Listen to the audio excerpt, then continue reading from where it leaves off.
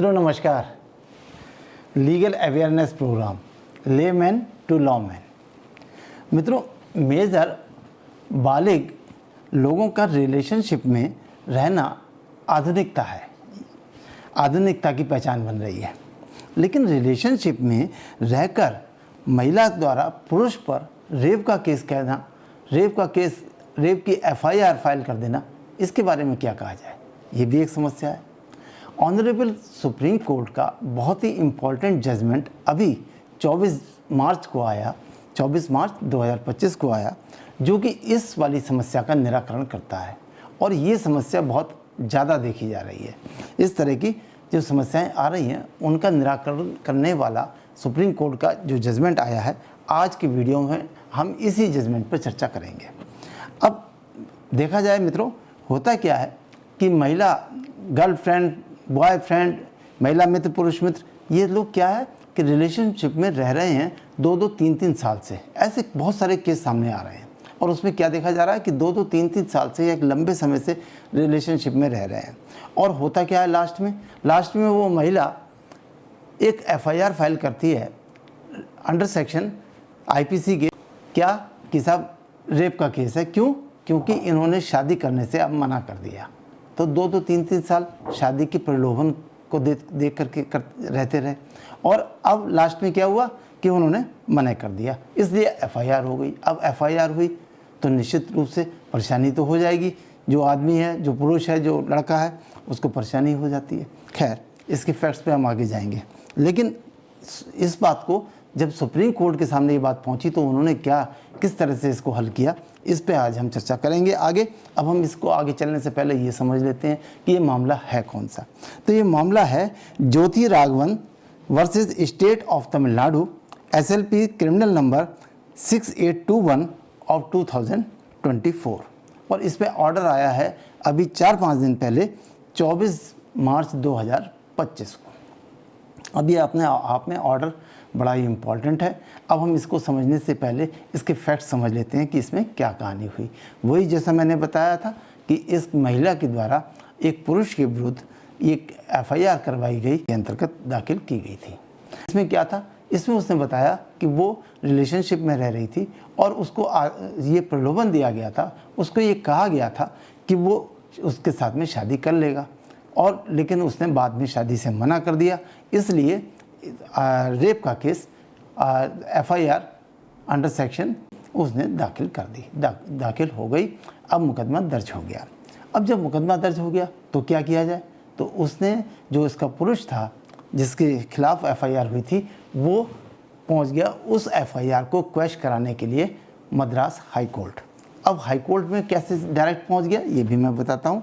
Under section 482 CRPC में ये व्यवस्था की गई है कि अगर कोई एफआईआर गलत लग रही है, प्राइमा फेसी गलत हो रही है, तो उसको क्वैश कराने के लिए सीधे उसको हाई कोर्ट में रिक्वेस्ट की जा सकती है, एप्लीकेशन के माध्यम से, एक अपील के माध्यम से, कि ये एफआईआर क्वैश होने वाली है। अगर हाई कोर्ट अपनी पावर्स के तहत ये पाता है कि हाँ ये वाकई सही है और मामला नहीं बनता है या मिसयूज़ ऑफ लॉ है, तो इसलिए उसको डायरेक्ट क्वैश कर सकता है।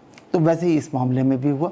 मैं ये भी बता दूं आपको कि जो CRPC के सेक्शन 482 में व्यवस्था थी, जो मैंने बताया सीधे हाई कोर्ट जाने की, यही व्यवस्था भारतीय न्याय सुरक्षा संहिता BNSS के सेक्शन 528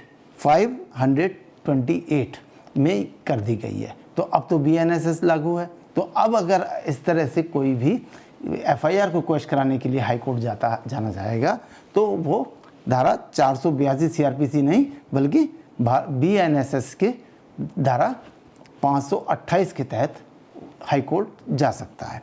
खैर, अब उस मामले में आगे बढ़ते हैं।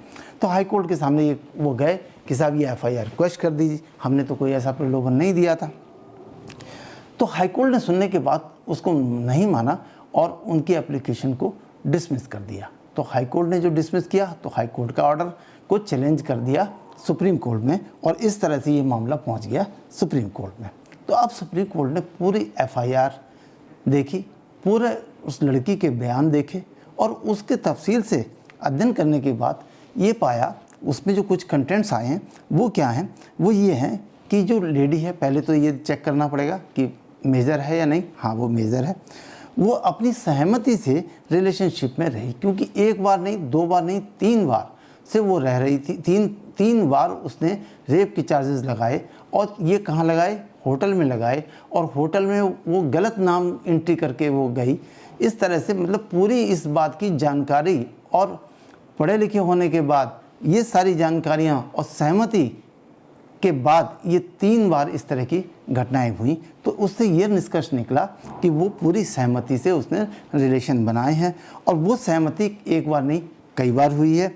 और जैसा मैंने बताया, होटल में जो एंट्री करी गई वो भी नाम गलत लिख के की गई। इसका मतलब यह है कि सही नाम लिख देने से क्या परिणाम होंगे, गलत नाम से क्या परिणाम होंगे, इन सारी जानकारियाँ उसके पास थीं।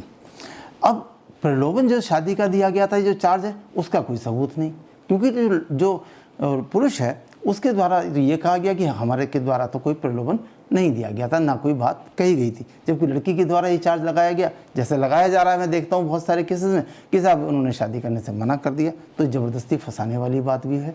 तो कोर्ट ने पाया कि इस तरह से जब पूरी सहमति से दोनों लोग रिलेशनशिप में रहे, उन्होंने जो रिलेशन बनाए वो पूरी तरह से कंसेंट थी आपस में, और दोनों लोग मेजर हैं, तो फिर इसको रेप की श्रेणी में नहीं माना जाएगा।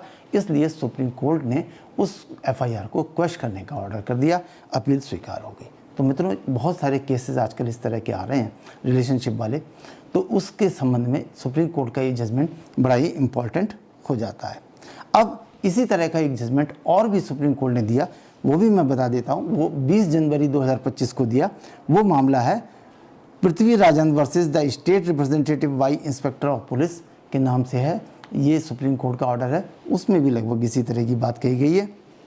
अब एक क्वेश्चन ये उठता है कि जब इस तरह से लोग रिलेशनशिप में तो रहने लगते हैं, बहुत सारे केस मैं देख रहा हूँ, और उनमें ये कहा जाता है कि साहब अभी कोर्स चल रहा है, कि अभी ये वाली परिस्थितियाँ नहीं हैं जो कि 3-4 साल के बाद अलाउ हो जाएंगी, तो 3-4 साल बाद शादी कर लेंगे, तब तक रिलेशनशिप में रह रहे हैं। तो उसके संबंध में ये कहा गया कि भाई बाद में एक वो कहते हैं कि ये प्रलोभन दिया था, ये बात कही थी, और दूसरा पक्ष कहता है कि ये बात नहीं कही गई। तो इस बात को कैसे तय किया जाए? तो नया वातावरण, नई समस्याएं और नया समाधान, तो इसके तहत ये भी एक तरह का सुझाव आया है कि क्या कि अगर इस तरह के रिलेशनशिप में रहने जा रहे हैं या रह रहे हैं 2-3 साल से, और इस तरह की अंडरस्टैंडिंग है कि आपस में अंडरस्टैंडिंग इस तरह की बनी हुई है कि बाद में 2-3 साल के बाद जो भी उनकी समस्याएं हैं इंटरनल, उसके बाद वो शादी कर लेंगे, तो क्यों ना एक MOU जो है वो मेमोरेंडम ऑफ अंडरस्टैंडिंग साइन कर लिया जाए, और उसमें ये कहा जाए कि इस तरह की परिस्थितियों के बाद हम ये अब शादी कर लेंगे। इसका क्या होगा, इसका फ़ायदा क्या होगा? तो देखिए, इसका फ़ायदा तो ये होगा कि फिर ये फर्जी FIR नहीं हो पाएगी, कि फर्जी आरोप लगा दें कि इन्होंने कहा था सब शादी कर लेंगे, या वो अगर कहा था तो वो अपनी बात से हट नहीं पाएंगे दूसरा पक्ष, ये इसका फ़ायदा होगा। अब ये देखिए, ये बात अजीब सी लगती है कि संबंध है, संबंधों में ये बीच में डॉक्यूमेंटेशन क्या, कि साहब MOU बना लें। तो ये इसके बारे में ये वाली बात आई कि साहब जो शादी रजिस्टर्ड की जाती है तो वो भी तो एक सर्टिफिकेट से की जाती है।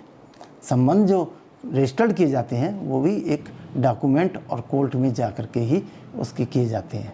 तो अगर इस तरह की एक संख्या मुकदमों की ज़्यादा बढ़ रही है तो उसका एक निराकरण का सुझाव आया है, जो कि विचारणीय है कि इस पर क्यों, जब अगर रिलेशनशिप में जा ही रहे हैं, रिलेशनशिप में रह रहे हैं, तो और शादी नहीं की है और परिस्थितियों के हिसाब से भविष्य में करने की संभावना है, दोनों की अंडरस्टैंडिंग है, तो MOU साइन कर लें, जिससे कि भविष्य में इस तरह की समस्याओं का सामना ना करना पड़े।